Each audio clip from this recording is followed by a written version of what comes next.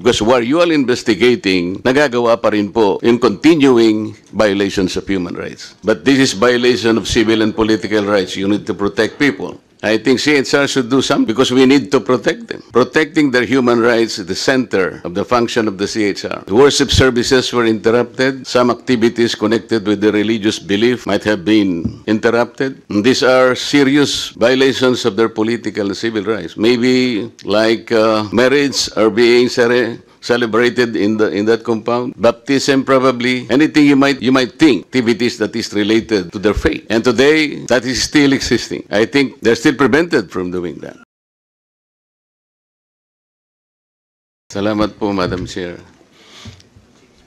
Madam Chair, may I know from the CHR if they are cognizant of the fact that KOJC is a religious organization? Yes, Your Honor. And considering, Madam Chair, that it is a religious sect, and I believe the CHR knows that several thousands of PNP members trooped to their compound and stayed there for several days, and I think up to today they're still there.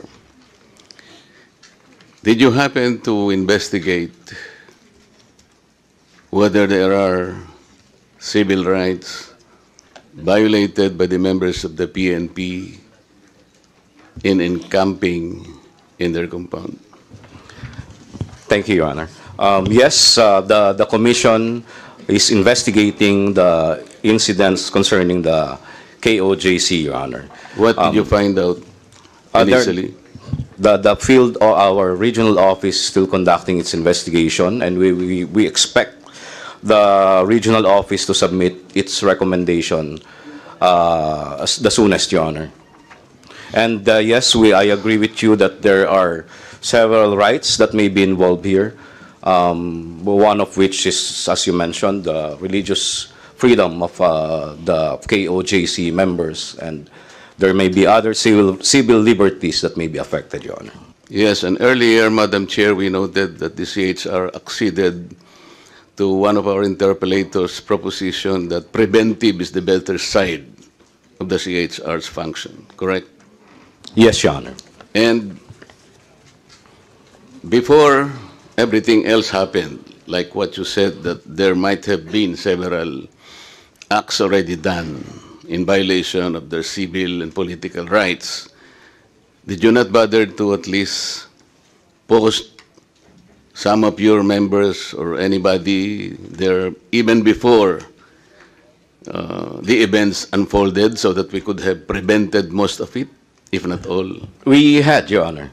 In fact, we assigned at least 3 investigators in the area, Your Honor, as early as September 1. Did they have the power to restrain or even advise the members of the PNP as to the action that they should do in relation to possible violations of their political and civil rights? They have no power to prevent, Your Honor, but they can advise the state actors. Did they advise the state actors? Yes, Your Honor. In fact... and what did the state actors do after being advised? And as we all know, Your Honor, they proceeded.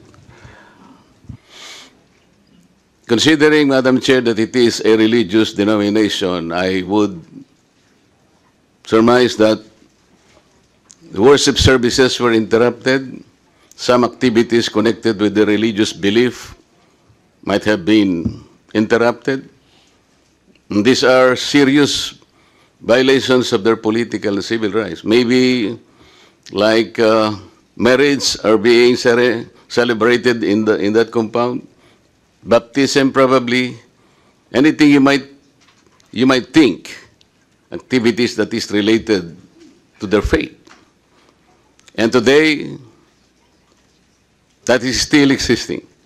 I think they're still prevented from doing that. What does the CHR intend to do or have done in the first place? Our regional office, Your Honor, is currently investigating the situation, monitoring the situation, and in fact, we already Investigating and monitoring, Mr. Chair, different will not be- ones, Your Honor. is not good enough. Considering the unfolding of events in several days and continuing up to today, I think CHR should do something because we need to protect them. Protecting their human rights is the center of the function of the CHR. Am I Yes, correct? yes, Your Honor. But before the commission acts on the situation and to perform whatever is necessary, we have to conclude our investigation.